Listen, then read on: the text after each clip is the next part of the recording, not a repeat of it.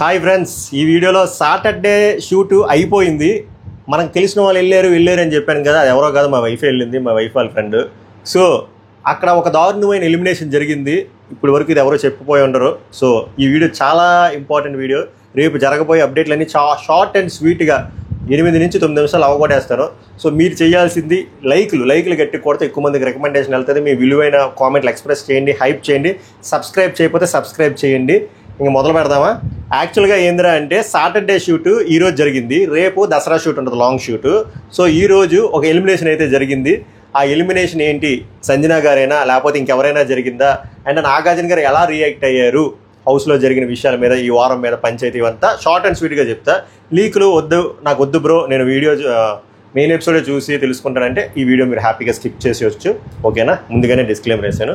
Okay, welcome to my reviews. మేరా నామ్ పవన్ హే. ఇంకా మొదలు పెడదాం. హే, సో యాక్చువల్గా ఏం జరిగిందంటే, మీరు ప్రోమో చూసారు కదా, ప్రోమో 2. ఆ మూడో ప్రోమో దరిద్రపోటు ప్రోమో, కామెడీ ప్రోమోని పక్కన పెట్టేస్తే, రెండో ప్రోమోలో సంజన గారు వెళ్ళిపోతారు. ఇలా ఆస్కార్ పర్ఫార్మెన్స్ చేశారు, ఎస్పెషల్లీ ఇమాన్యుయల్. కొంతమంది అన్నారు, అన్న అది బాండ్ అన్న, మదర్ సన్న బాండ్ అన్న వద్దు, చేయండి. అది చెయ్యొద్దు. 2 రోజుల్లో బాండ్ వచ్చింది, అది కూడా ఒప్పుకుంటా. ఇమాన్యుయల్ ప్రతి ఆట డీకోడ్ చేస్తున్నాడు స్వామి, ప్రతి మనిషి ఆలోచన కూడా డీకోడ్ చేస్తున్నాడు.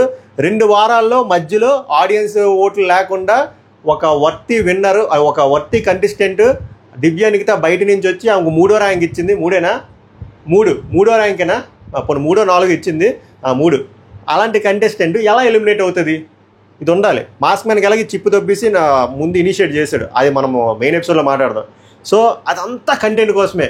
మీరు ఇమాన్యుయల్ డైహార్డ్ ఫ్యాన్స్ అయినా ఈ లాజిక్తో మీరు కన్విన్స్ అవ్వాలి. కన్విన్స్ అవ్వకపోతే నేను ఏం చేయలేను. మన ఫేవరెట్ కంటెస్టెంట్ ప్రతిసారి రైట్ అవ్వాలని కోరుకోవడం మూర్ఖత్వం. దయచేసి న్యూట్రల్ వేలో చూడ ట్రై చేయండి, అప్పుడు షో బాగుంటుంది. ఓకేనా? అది. సో ఆమె ఎలిమినేట్ అయిపోయారని కలరింగ్ ఇస్తారు, వీళ్ళు అలా యాక్టింగ్ చేస్తారు. బట్ వీళ్ళకి కూడా తెలుసు సంజన గారు సీక్రెట్ రూమ్లో ఉంటారని, అలాగే సీక్రెట్ రూమ్లో పెట్టారు. నేను ఇందాక ఒక జోక్ వేశాను, అది జోకో కాదు, మీరు చెప్పాలి. సంజన గారికి ఒక కైండ్ రిక్వెస్ట్, సీక్రెట్ రూమ్లో అయినా దొంగతనాలు చేయకుండా ఉండండి, అవి అక్కడ ఏమైనా దొబ్బేసి పెంట చేయొద్దు అని చెప్పి కామెడీ వేలో.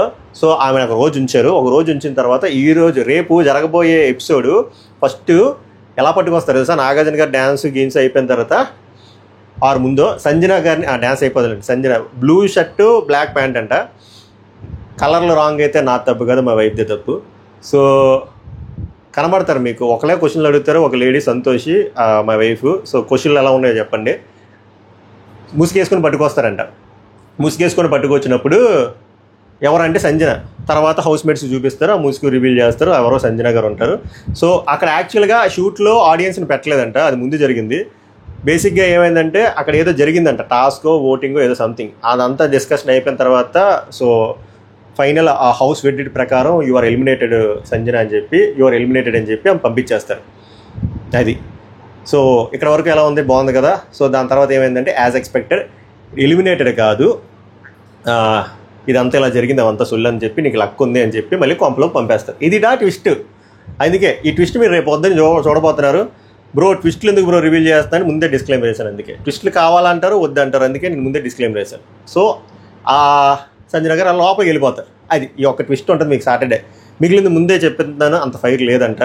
బీజిఎం లేసి ఏమైనా ఎక్స్ట్రా యాడ్ చేస్తే రావచ్చేమో, కానీ హై లెవెల్లో ఏం జరిగిందో చెప్తాను. ఇది అయింది కదా.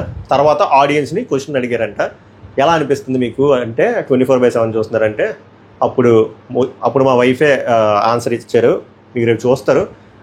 24/7 చూస్తున్నాను, మీ ఫేవరెట్ ఎవరంటే ఎవరు లేరంటే నాగార్జున గారు షాక్ అయ్యారంట. అదేంటమ్మా ఎవరు లేరన్నా అంటే, ఏం లేదు సార్, వీళ్ళు ఈ బిగ్ బాస్ సీజన్ 9 థీమే owners tenants concept. Last week టెనెంట్లు ఓనర్ల కింద ప్రమోట్ అయ్యారు కదా.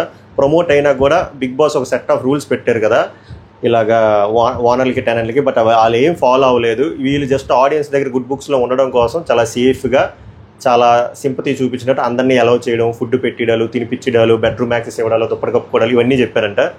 అప్పుడు నాగార్జున గారు ఓ ఇదేదో సీరియస్గా ఉంది అని చెప్పి మనం హౌస్ మేట్స్తో మాట్లాడదాం అని చెప్పి హౌస్కి కనెక్ట్ చేశారంట. హౌస్కి కనెక్ట్ చేసిన తర్వాత సేమ్ ఇదే చెప్పారంట.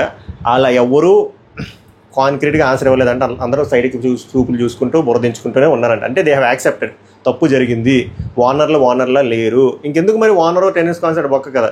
సో అప్పుడు 1 by 1 ఒక్కొక్కరిని మాట్లాడుకుంటూ తీసుకొచ్చారంట. ముందుగా దెమ్మనికి పవన్ అడిగారంట, నువ్వు కెప్టెన్ కదా, అప్పుడు కెప్టెన్ కదా, ఏంది అంటే ఆయన అంత సరిగ్గా ఏం చెప్పలేదంట, మేము ఇంకా కొంచెం బెటర్గా రూల్స్ పెట్టాల్సింది చూడాల్సింది అన్నారంట.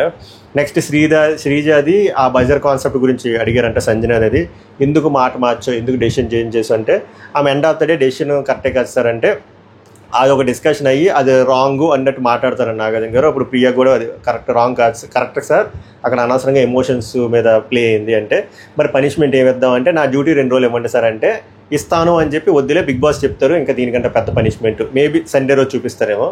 ఇది ఒకటి జరిగింది.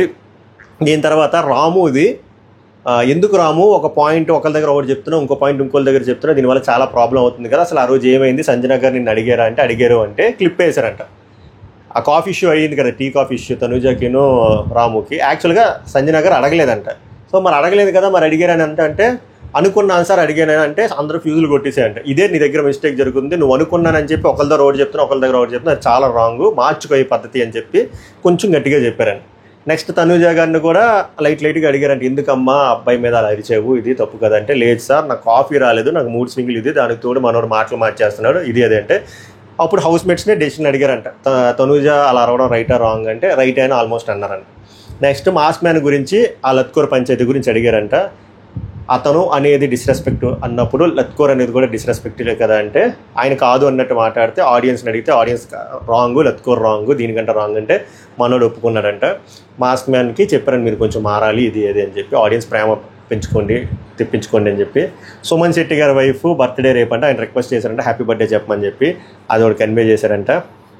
నెక్స్ట్ కళ్యాణ్కి చిన్న స్వీట్ వార్నింగ్ ఇచ్చారంట. నీకు వైల్డ్ కార్డులు వచ్చి కూడా చెప్తున్నారు అగ్ని పరీక్ష నుంచి యాక్స్ కానీ నువ్వు కనబడట్లేదు అని నీకు అర్థం అవ్వట్లేదు, చేతులు పట్టుకోవడమే కాదు పిసుకు అనే అంత మాస్ లాంగ్వేజ్ మాట్లాడలేదంటే చేతులు పట్టుకోవడం కాదు ఆట ఆడు, చేతులు పట్టుకో కానీ ఆట ఆడు, నువ్వు కనబడట్లేదు అని చెప్పి కొంచెం చెప్పారంట. మనోడికి అర్థమవుతుందో లేదో.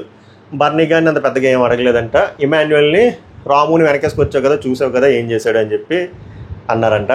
ఇంకెవరు మిగిలేరు, దివ్య నిఖితని నువ్వు వచ్చినప్పుడు నువ్వు ఒక అసెస్మెంట్ మీద వచ్చావు కదా ట్రయాంగిల్ స్క్వేర్ అని చెప్పి, ఇప్పుడు నీ అసెస్మెంట్ ఏంటంటే బయట చూసినప్పుడు అలా ఉందా సార్, బట్ ఇక్కడికి వచ్చాక వీళ్ళు కాన్షియస్గా జాగ్రత్తగా ఉంటున్నారు, బట్ నేనైతే మానిటర్ చేస్తున్నాను, ఇంకా బయట పడట్లేదు సార్ నేను, బట్ ఇట్స్ ఇన్ ప్రోగ్రెస్ అని చెప్పారంట. సో ఓవరాల్గా ఇంకెవరైనా మిగిలేరా, రితు చౌదరిని చిన్న లైట్గా అడిగారంట, పులిహోర ట్రాక్ గురించి అడగలేదంట. కానీ కాదమ్మా నువ్వు ఎందుకు ఏడుస్తున్నావు, మాట్లాడితే ఎందుకు ఏడుస్తున్నావు, లక్కలేదని, నీకు నిజంగా లక్క లేకపోతే నీకు బ్లాక్ సీట్ రాలేదు కదా, బ్లాక్ సీట్ వచ్చిందంటే నీకు లక్ ఉందనే కదా, అంటే దాని మీనింగ్ బ్లాక్ సీట్ వాళ్ళకి ఇమ్యూనిటీ టాస్క్ వచ్చింది కదా విన్ అయిన వాళ్ళకి అని చెప్పి ఆమెను కొంచెం చెప్పారంట. బర్నీ గారిని పెద్దగా ఏం టచ్ చేయలేదంట. సంజన గారికి వార్నింగ్ ఇచ్చారట, స్వీట్ వార్నింగ్, దొంగతనాలు ఎక్కువయ్యే రిపీట్ చేయొద్దు, ఏదైనా ఎక్కువైపోయినా బాగోదు, ఈసారి నుంచి హౌస్లో ఎవరు దొంగతనం చేసినా మెడలో బోర్డు వేసేస్తామో దొంగలు ఉన్నారు జాగ్రత్త అని అన్నారంట. అది ఇంకెవరైనా మిగిలేరా, పవన్లు ఇద్దరు అయిపోయారు, మాస్ మ్యాన్, శ్రీజ, ప్రియా, అదే ప్రియాని కూడా అదే అడిగారంటే ఎందుకమ్మా అలా ఎమోషనల్ అయ్యంటే ఆ రౌండ్ అలా అంటే సార్ గుర్తుకొచ్చారు అందుకే ఎమోషనల్ అయ్యాను అని చెప్పి. సో ఓవరాల్గా పెద్ద ఫైర్ ఏం లేదు, బట్ క్వశ్చన్లు అయితే మెల్లిమెల్లిగా అడ్రస్ చేశారంటే మనం ఫైర్ ఎక్స్పెక్ట్ చేయలేము, ఎందుకంటే ఈ వారం ఏం జరగలేదు. ఎందుకు జరగలేదురా అంటే వర్షాల వల్ల జరగలేదు, వర్షాల వల్ల ఆ టాస్క్లు సరిగ్గా పెట్టలేదు అని నడుస్తుంది కదా టాక్, అది కాదు జరగకపోవడానికి మెయిన్ రీజన్ ఓనర్స్ చాలా అతి తెలివితో ఆడియన్స్ దగ్గర గుడ్ బుక్లో ఉండడం కోసం అని చెప్పి సేఫ్గా మేము చాలా మంచోళ్ళం స్వామి అని చెప్పి అన్ని ప్రివిలేజ్లు ఇచ్చి ఇవ్వడం కాన్ఫ్లిక్ట్ రాలేదు. అప్పుడు నాకు అనిపించింది ఇంత మన కామనర్లో ఓనర్గా ఉండే బిహేవియరే కరెక్ట్ ఏమో, కాన్ఫ్లిక్ట్ ఆఫ్ ఇంట్రెస్ట్ వచ్చింది, ఫైట్ లైన్ వచ్చి అని చెప్పి వీరు మరీ మర్యాద రామన్ల తమ్ముడు చెల్లెలు కొడుకుల్లా బిహేవ్ చేయడం వల్ల అలా జరిగింది. ఓవరాల్గా సాటర్డే ఎపిసోడ్ మీద పెద్ద ఎక్స్పెక్టేషన్ పెట్టుకోకండి, పెట్టుకుంటే మీ ఇష్టం. ఓవరాల్గా జరిగింది అయితే అది ఎలిమినేషన్ అని కలరింగ్ ఇచ్చి లోపలికి అక్కడ పంపించేస్తారు. ఇది క్విక్ అప్డేట్స్, చాలా త్వరగా కవర్ చేశాను అనుకుంటున్నాను. ఈ అప్డేట్లు ఇంకా మీకు ఫాస్ట్గా రావాలంటే మై రివ్యూస్ అఫీషియల్ అని చెప్పి ఇన్స్టాగ్రామ్ పేజ్ ఉంటుంది, పేజ్ ఫాలో అవ్వండి, డిస్క్రిప్షన్లో లింక్ పెడతాను. 10,000 దగ్గరలో ఉంది, 10,000 అయితే బ్రాడ్కాస్ట్ ఛానల్ పెట్టవచ్చు, అది కొంచెం 300 కొట్టేయను గట్టిగా. మెయిన్ ఎపిసోడ్ రివ్యూలో కలుద్దాం. అంటిల్ దాన్ సభకు నమస్కారం, ధన్యవాద్ హే.